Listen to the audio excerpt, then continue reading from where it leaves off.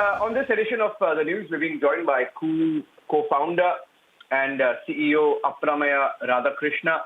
Apramaya, thank you for joining us. And he's talking to us because Koo has published its compliance report after the new IT rules kicked in, thereby becoming the first social media platform in India to make such a report publicly available.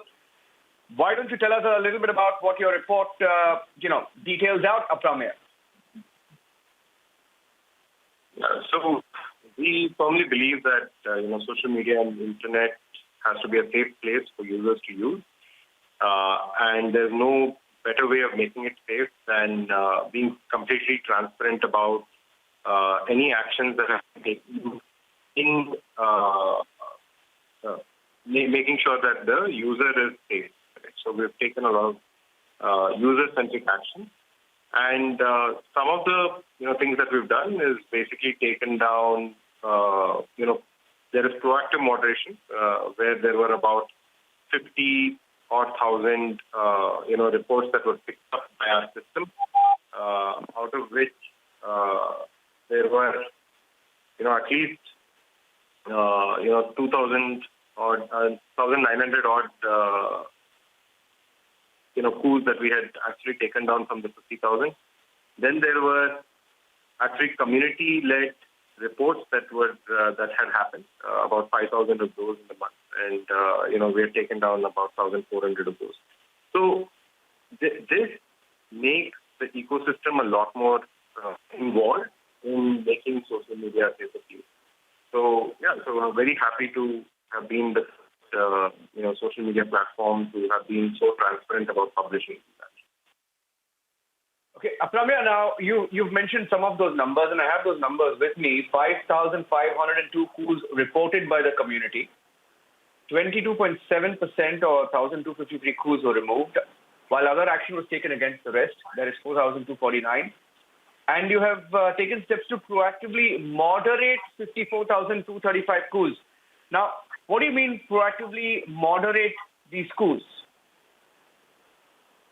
Yeah, so proactively moderate, you can't do this manually. So we have a machine learned algorithm which basically goes and finds phrases and words that are typically used when there is a reported coup.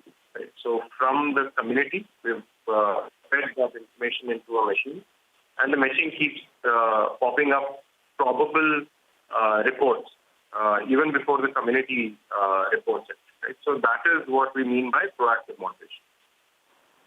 Okay. And how easy or difficult has this exercise been? And the reason I'm asking you this question is because, as we know and are aware, there seems to be non-compliance by some social media platforms that operate from outside of India but operate in India, right? Now, how complicated is it? So we've basically published what we've already done, right? Irrespective of whether there was a compliance report to be published or not, these actions would have been taken. And I'm sure all social media, because the number of reports that will happen keep happening, and these are actions that are already being taken by many platforms, right? So publishing those in the public domain shouldn't be an issue, because that's basically the numbers of your actions that you've already taken, right? So it wasn't very complicated to publish the numbers. So why are then some social media platforms hesitant to put out these numbers? Is it because you feel there is no clarity or a defined process, or is there more that happens behind the scenes? Well, we're being extremely transparent because we have nothing to hide. I can only speak for ourselves at Koo.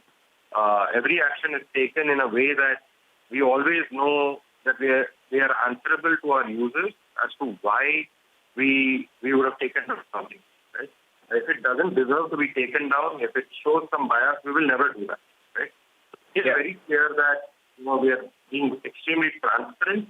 We know why we take certain actions, and we are happy to tell the world that we have taken these actions. How is Koo helping fight fake news? So, again, the reporting mechanism helps a lot. Right, we're coming up with new features which democratizes fake news identification that we will be coming up very soon. That will be a first in social media space again. So I think being a new entrant into social media, we have a new way of thinking. We have a fresh outlook to every problem that social media has faced over the last decade or two, and hence are able to face these challenges a lot better than probably established players. Yeah. And how is the growth of coup been in the last few months, especially? We hear that 2 chief ministers have joined in the last 24 hours. Is that correct? Yeah, we're very happy that, actually 10 chief ministers of India are on the coup platform, irrespective of political party, irrespective of whatever it is. Coup is an open platform for everybody to express, right? It is a reflection of what India truly is, and we're promoting local languages. I think it's very, very important to include the local language speaking population of India to share their thoughts and opinions on what is happening in the country, which will only accelerate the growth of the country, right? So I think we're heading in the right direction. We've hit more than 7 million downloads overall right now, and looking to 10x it in the next year or so. Fantastic. And how's the local or the language penetration been? Are you going to places where social media wasn't maybe used as much before? Yeah, so let's take the example of Karnataka, right? About 55-60% of our users still come from Bangalore, but the rest of 40 to 45% of the users on Coup, Kannada, are actually from non-Bangalore cities and towns, right? So, and given that Coup is all about thoughts and opinions in a public domain, right? There are private networks like WhatsApp and Facebook, but Coup is the first public network which is reaching beyond just Bangalore. Okay.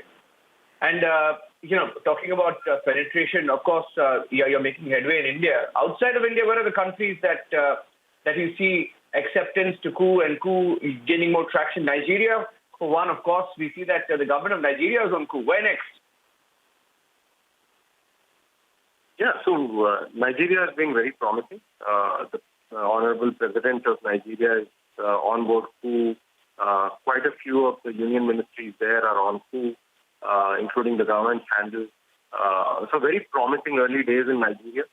Other parts of Africa are, of course, on our radar to enter, and Southeast Asia, right? Because these are all countries just like India, where there is a very small English-speaking population, and there is, about 90% odd, which actually prefers local language.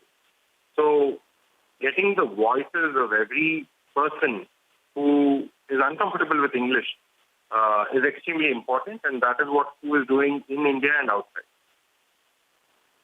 Okay, Apramaya, thank you for speaking to Republic TV. All the best. Thank you so much.